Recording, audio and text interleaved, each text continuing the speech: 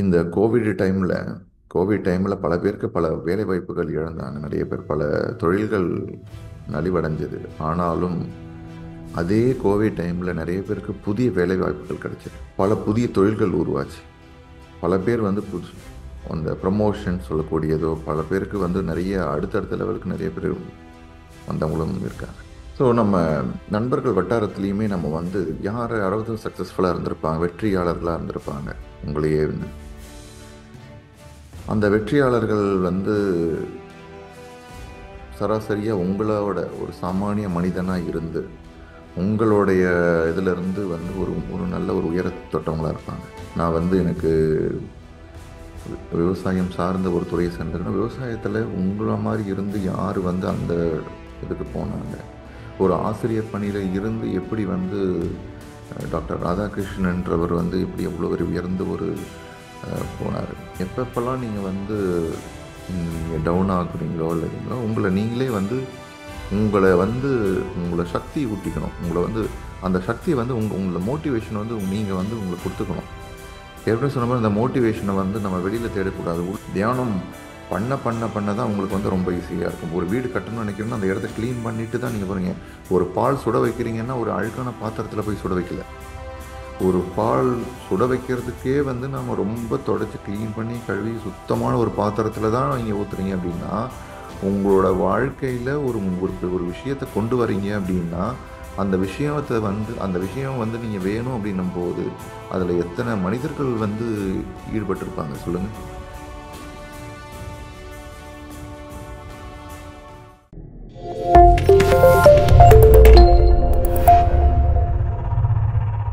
அனைவருக்கும் இனிய காலை வணக்கம். உங்களுடைய இந்த கோல்ஸ் பற்றி நம்ம பேசிட்டு இருக்கிறோம். கோல்ஸ் வந்து எப்படி அமைச்சிக்கணும் அப்படின்ட்டு, நிகழ்காலத்தில் இருக்கணும். உங்களுடைய கோல்ஸை வந்து நெகட்டிவாகவும் எழுதக்கூடாது. உதாரணத்துக்கு, எனக்கு வந்து ஏதோ ஒரு உடல் உபாதை இருக்குதுன்னா அது சரியாகணும் அப்படின்ற மாதிரி அது அது சரியாச்சுன்னா நீங்கள் என்னெல்லாம் பண்ணுவீங்களோ அது சம்மந்தப்பட்ட மாதிரி எழுதணும். உங்களோட குறிக்கோள்களை வச்சுக்கணும். உங்களுடைய குறிக்கோள் வந்து வந்து என்ன, உங்களை லிமிட் பண்ணிக்க கூடாது. என்னால் இவ்வளோதான் முடியும். உதாரணத்துக்கு எனக்கு எனக்கு ஒரு 5000 5000 வந்து என்னோட மாத வருமானம் அப்படின்னு பார்த்தீங்கன்னா, ஒரு எனக்கு 7000 தான் வேணும், இல்லை 8000 தான் வேணும் அப்படின்னு. ஏன் அப்படின்னா, இல்லை 8000 தான் கொடுப்பாங்க, அதுக்கு மேலே கொடுக்க மாட்டாங்க அப்படின்ற மாதிரி உள்ளார்ந்த ஒரு நம்ம அதை வச்சு அந்த மாதிரி ஒரு நம்பிக்கை வச்சுட்டு நம்மளோட குறிக்கோள்களை வந்து வடிவமைக்கக்கூடாது. இந்த கோவிட் டைமில் பல பேருக்கு பல வேலை வாய்ப்புகள் இழந்தாங்க. நிறைய பேர் பல தொழில்கள் நலிவடைஞ்சது. ஆனாலும் அதே கோவிட் டைமில் நிறைய பேருக்கு புதிய வேலை வாய்ப்புகள் கிடைச்சது. பல புதிய தொழில்கள் உருவாச்சு. பல பேர் வந்து அந்த ப்ரமோஷன் சொல்லக்கூடியதோ, பல பேருக்கு வந்து நிறைய அடுத்தடுத்த லெவலுக்கு நிறைய பேர் வந்தவங்களும் இருக்காங்க. ஸோ உங்களோட குறிக்கோள்கள் வந்து ரொம்ப முக்கியம். எப்படி வந்து நம்மளுடைய குறுகிய நம்பிக்கைகளை வந்து மறுசீரமைக்கிறது அப்படின்றத வந்து எப்படி நீங்கள் அதை மாற்றி எழுதணும்ட்டு. ஸோ நம்ம நண்பர்கள் வட்டாரத்துலேயுமே நம்ம வந்து யாராவது சக்ஸஸ்ஃபுல்லாக இருந்திருப்பாங்க, வெற்றியாளர்களாக இருந்திருப்பாங்க. உங்களையே அந்த வெற்றியாளர்கள் வந்து சராசரியாக உங்களோட ஒரு சாமானிய மனிதனாக இருந்து உங்களுடைய இதிலிருந்து வந்து ஒரு ஒரு நல்ல ஒரு உயர தொட்டவங்களாக இருப்பாங்க. ஸோ உங்களுக்கு உங்களுக்கு நீங்கள் யாரை வந்து கொஞ்சம் உயர்வாக நீங்கள் பார்க்குறீங்களோ அப்படின்னும்போது, ஓகே அவங்களால முடியும் போது என்னாலே முடியும். அவங்க இந்த இடத்துல இருந்து இது போக முடியும் போது மற்றவங்களாலே முடியும் அப்படின்றது வந்து நம்ம உதாரணமாக எடுத்துக்கலாம். அதை தாண்டி வந்து நீங்கள் இன்டர்நெட்ல இருந்து நிறைய புக்ஸ் படிக்கிறதுல இருந்து பார்த்தீங்கன்னா, உங்களுடைய தனிப்பட்ட தனிப்பட்ட எந்த மாதிரி ஃபீல்டை நீங்கள் சூஸ் பண்ணியிருக்கிறீங்களோ, உதாரணம் நான் வந்து எனக்கு விவசாயம் சார்ந்த ஒரு துறையை சேர்ந்துக்கணும். விவசாயத்தில் உங்களை மாதிரி இருந்து யார் வந்து அந்த இதுக்கு போனாங்க? ஒரு ஆசிரியர் பணியில் இருந்து எப்படி வந்து டாக்டர் ராதாகிருஷ்ணன்றவர் வந்து எப்படி எவ்வளோ ஒரு உயர்ந்த ஒரு போனார். ஸோ இந்த மாதிரி நம்ம ஒரு சாதாரண ஒரு ஒரு ஒரு மனிதன் தான் ஒரு ஒரு இடத்துல இருந்து ஒரு இந்தியாவுக்கு ஒரு ஜனாதிபதியாக உயர்ந்த ஒரு டாக்டர் அப்துல் கலாம் அவர்களை பற்றி எப்படி வந்து போனார் அப்படின்றதெல்லாம் வந்து நீங்கள் படிக்க படிக்க அவங்களுடைய சுயசரிதை அவங்களுடைய இதெல்லாம் படிக்கும்போது நமக்கு அந்த உத்வேகம் கிடைக்கும் ஒன்று. அவங்களுடைய வாழ்க்கையிலிருந்து நடந்த அதே விஷயங்கள் நமக்கும் வந்து ஒரு படிப்பினையாக இருக்கும். ஸோ எப்போ மற்றவங்களோட வாழ்க்கையை பார்த்து நமக்கு அது எப்பயுமே வந்து இந்த நம்மளுடைய மனம் வந்து ஒரு உதாரணத்தை தேடும். உதாரணத்தை தேடும். உதாரணம் இருந்ததுன்னா கொஞ்சம் சமாதானம் அடையும். உதாரணம் இருக்கும்போது சமாதானம் அடையும். ஸோ அந்த உதாரணத்தில் இருக்கும்போது சமாதானம் அடையும் போது ஓகே அவங்களால முடியும் போது என்னாலையும் முடியும், அவங்களால செய்ய முடியும் போது என்னாலையும் செய்ய முடியும் அப்படின்றத வந்து அந்த லெவலுக்கு போக முடியும். அது வந்து சில நேரத்தில் வந்து நெகட்டிவாக நம்ம பண்ணிட்டு இருக்கோம். ஏற்கனவே நம்ம அதாவது நெகட்டிவாக பண்ணுறோம் எதிர்மறையாக. எப்படின்னா அவங்களே ஒன்றும் பண்ண மாட்டாங்க, நம்ம என்னத்துக்கு பண்ணணும், இப்படி நம்ம எடுத்துக்கிறோம். அது ஈஸியாக எடுத்துக்கிறோம். அதுக்கு வந்து நம்ம ஒன்றும் பெரிய ஒரு உழைப்போ எஃபோர்ட்டோ ஒன்றுமே தேவை கிடையாது. அவங்களே வந்து ஒரு ஒரு இந்த இந்த ஒரு பொசிஷனில் இருக்கிறாங்க, அவங்களே அப்படி தான் பண்ணுறாங்க, நம்ம மட்டும் ஏன் வந்து நம்ம நேர்மையாக இருக்கணும், இல்லை நம்ம மட்டும் ஏன் வந்து இந்த மாதிரி இருக்கணும் அப்படின்னு நம்ம எடுத்து தெரிஞ்சுக்கிறோம். இப்படி தான் நம்மளுடைய மனதை வந்து பழக்கப்படுத்திடும், தெரிஞ்சோ தெரியாமலையோ. நம்ம என்ன பண்ண போகிறோம் அப்படின்னா இந்த குறிக்கோள லட்சியங்களை கொண்டு வரும்போது இப்படி பழக்கணும். அதுதான் சொல்லுவாங்க, ஒரு நல்லவனை கூட நோயாளியை மாற்றுறது ரொம்ப ரொம்ப ஈஸி. நம்மளுடைய வார்த்தைகள் மட்டும் போதும், ரொம்ப ஈஸி. ஒரு ஒரு ஒரு வந்து ரொம்ப சந்தோஷமா நடந்து போயிட்டு இருந்தான் நான் ஒரு தெருவில். உடனே ஒரு 3 பேர் பேசி வச்சுக்கினாங்க, இவன் மட்டும் எப்படிடா இவ்வளோ சந்தோஷமா இருக்கிறான், நம்ம வந்து என்ன பண்ணணும்னா இவனை இப்படி இருக்கக்கூடாது, இவனை வந்து நம்ம இப்படி மாற்றி காட்டுவோம் பார்ப்போம் அப்படின்னுட்டு அந்த 3 பேர் பேசிக்கினாங்க. இவனை எப்படியாவது இந்த மாதிரி இருக்கக்கூடாதுன்னு. ஸோ இவன் நடந்து போயிட்டே இருக்கிறான். மொதல் தெருவில் இந்த 3 பேரில் கூட்டாளியிலேருந்து ஒருத்தவன் போயிட்டு அவனை சந்திக்கிறான். சந்திச்சு என்னப்பா எப்படிப்பா இருக்கிற அப்படின்னு. நல்லா இருக்கிறேன், நான் ரொம்ப சந்தோஷமா இருக்கேன், மகிழ்ச்சியா இருக்கிறேன். அப்படியா, பார்த்தா அப்படி தெரியலையே, ரொம்ப இதுவாக இருக்கிறியே, முகம்லாம் வந்து ரொம்ப வாடி போயிருக்கு, நீ வந்து என்ன ரொம்ப சோகமாக இருக்கிற மாதிரி இருக்கு. அப்படிலாம் ஒன்றும் இல்லையே அப்படின்னு இருக்காப்புல. இல்லை அப்படிதான் தெரியுது அப்படின்னு சொல்லிட்டு போயிட்டாப்புல. கொஞ்சம் லைட்டாக அந்த அந்த என்ன சொல்கிறது, நம்ம ஊரில் சொல்கிற மாதிரி கொஞ்சம் நெருப்பை கொஞ்சம் கொளுத்தி விட்டுருக்காப்புல. லைட்டாக வந்து சரி ஓகே ஒன்றும் பிரச்சனை இல்லை அப்படின்னு அந்த அந்த மொதல் தெருவுலேருந்து அடுத்த தெருவுக்கு போய்க்கிறாப்புல. ரெண்டாவது அந்த கூட்டாளியிலேருந்து ரெண்டாவது ஒருத்தர் வந்து போயிட்டு, ஏன்பா உனக்கு ஏதாவது பிரச்சனையா, ஏன் என்ன ஆச்சு? அவர் வந்து பார்த்த உடனே அதான் கேட்குறோம், என்ன என்ன ஏன் என்ன ஆச்சு, ஒன்றும் இல்லையா? இல்லையே, உனக்கு என்னவோ வந்து எப்பயுமே வந்து நல்லா தான் இருப்பேன், இப்போ நானும் பார்க்குறேன் இப்போல்லாம் வந்து ரொம்ப இதுவாக இருக்கிற, டவுனாக இருக்கிற அப்படின்னு கேட்டோடனே, ஏதாவது இன்னும் உடம்புல பிரச்சனையா இல்லைன்னா வீட்டில் ஏதாவது பிரச்சனையா ஆமாம் அப்படின்னோடனே, இல்லை கொஞ்சம் ஒன்றும் ஒன்றும் சொல்லலை பதில். அடுத்தது கொஞ்சம் தூரம் அப்படி நடந்து போயிட்டு இருக்காப்புல.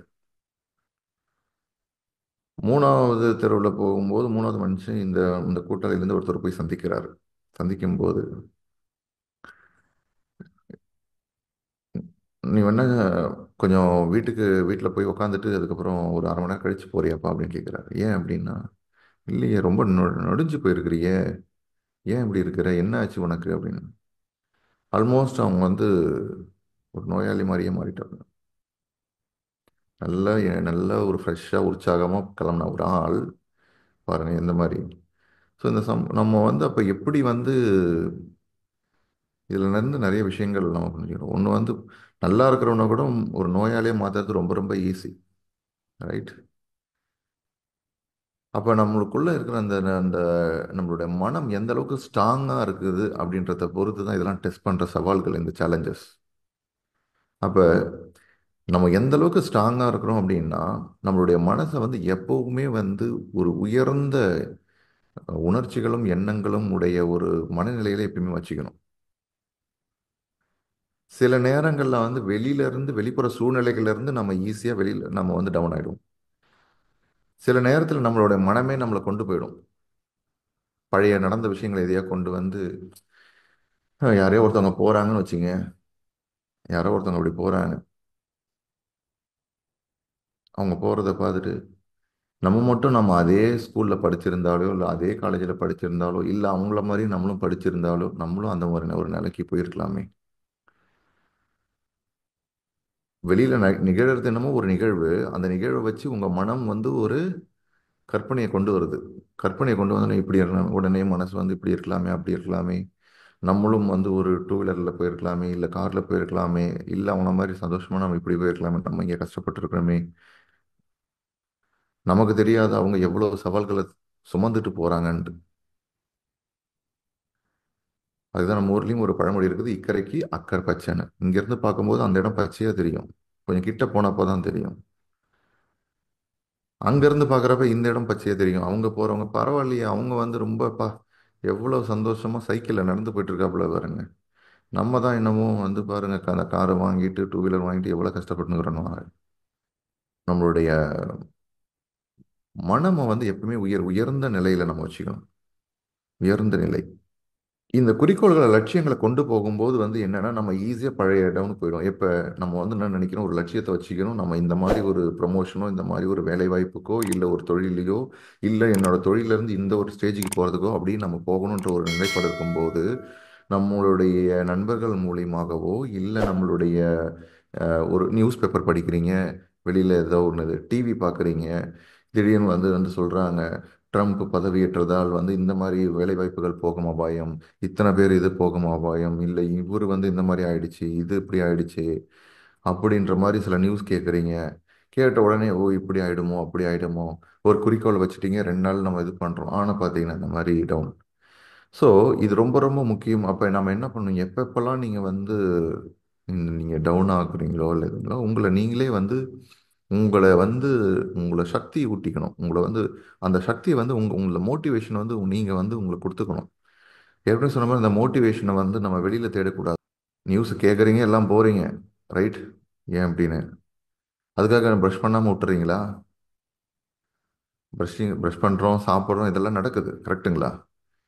ஸோ என்ன பிரச்சனை நடந்தாலும் முதல்ல நடக்குது இல்லை?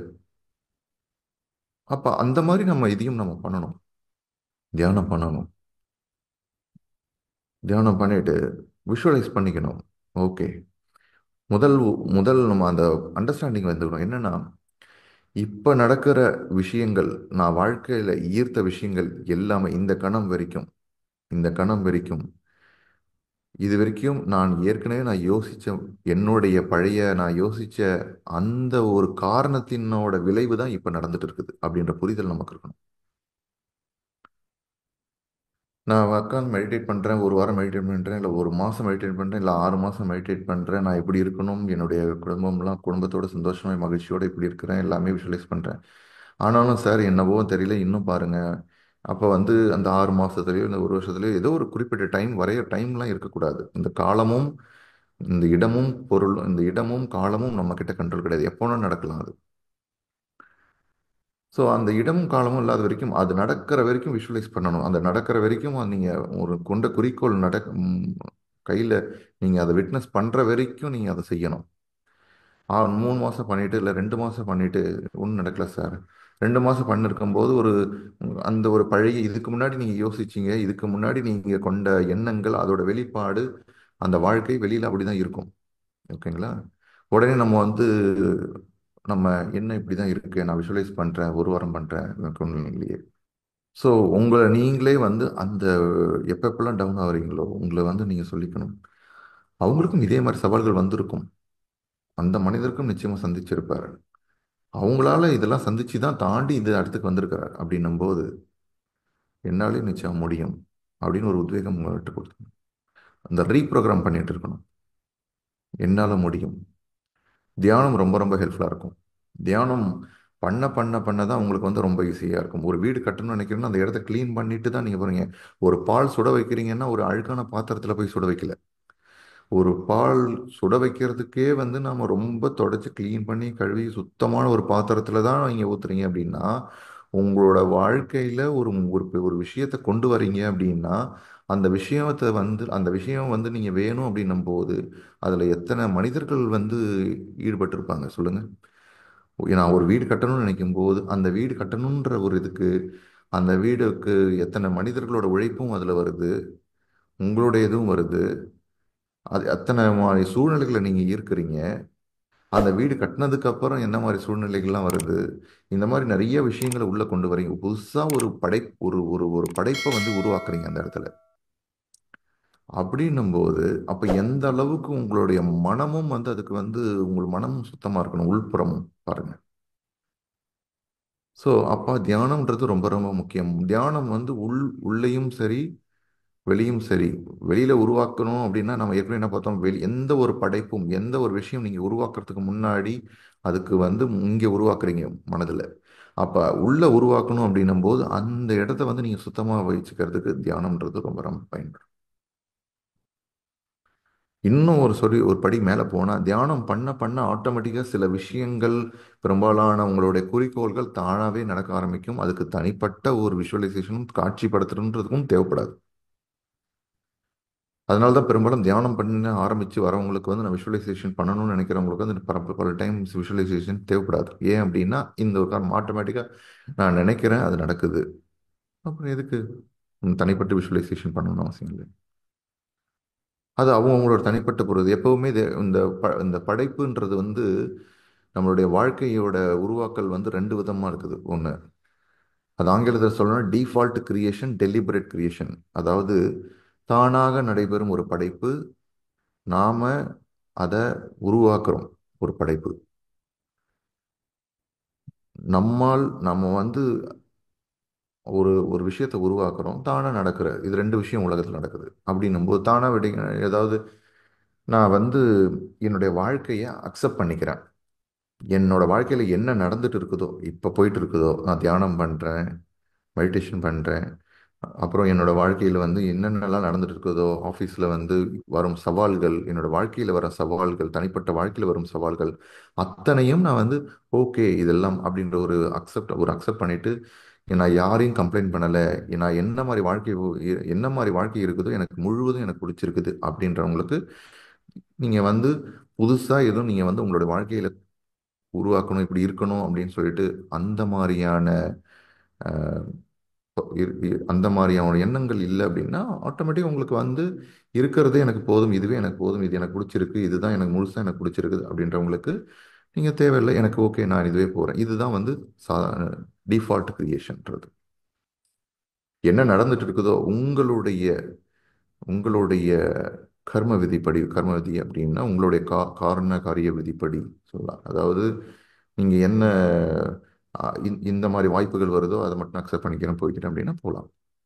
இல்லை என்னோட வாழ்க்கையில சில விஷயங்களை நான் மாற்றணும், எனக்கு இது பிடிக்கல, இப்படி இருக்கணும், இந்த மாதிரி வேலை வேணும், எனக்கு இந்த மாதிரி தொழில் வேணும், இல்லை தொழில் எனக்கு இப்படி வேணும் அப்படி வேணும் அப்படின்னு அந்த மாதிரியான வேணும் அப்படின்னும் போது அப்ப நீங்க வந்து கிரியேட் பண்ணணும்னு நினைக்கிறீங்க, மாடிஃபை பண்ணணும்னு நினைக்கிறீங்க, சில விஷயங்களை மாற்றணும்னு நினைக்கிறீங்க. அப்ப நீங்க வந்து என்ன பண்ணணும் அப்படின்னா அந்த விஷயங்களை மாற்றும் போது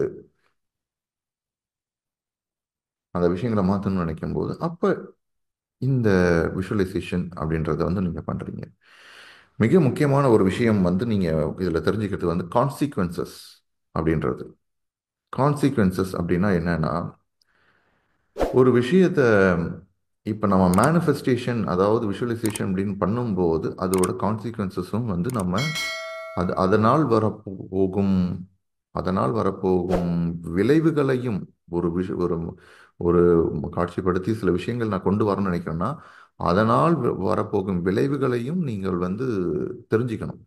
உதாரணத்துக்கு எனக்கு நிறைய பணம் வேணும், ஒரு 10 கோடி வேணும், 5 கோடி வேணும். 5 கோடி வேணும் அப்படின்னா எனக்கு என்னென்ன பண்ண போறீங்க அந்த 5 கோடியை வச்சு, இல்லை 15 லட்சத்தை வச்சுன்றது உங்களுக்கு ஒரு ஐடியா இருக்கணும். ஓகே எனக்கு மாத வருமானம் எனக்கு வந்து 1 லட்சமா வேணும், இல்லை 50,000 வேணும், 30,000 வேணும்னா உங்களுக்கு அந்த பணம் இல்லை ஒரு ஒரு எவ்வளோ பணம் வேணுமோ அந்த இதுக்கான இது வந்து உங்களுக்கு ஒரு பிளான் இருக்கணும். பிளானே இல்லாமல் வந்து சும்மா எனக்கு வந்து 1 லட்சம் வேணும்னு கேட்கக்கூடாது. இந்த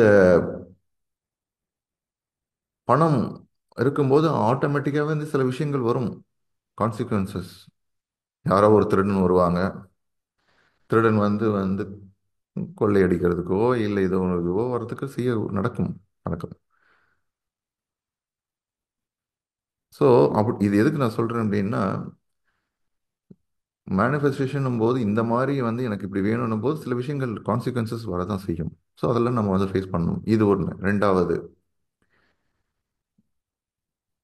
ஒரு உதாரணம் தான் சொல்கிறேன். ஓ அப்படின்னா வந்து பணம்ன்றது வந்து வச்சுக்கூடாது அப்படிலாம் கிடையாது.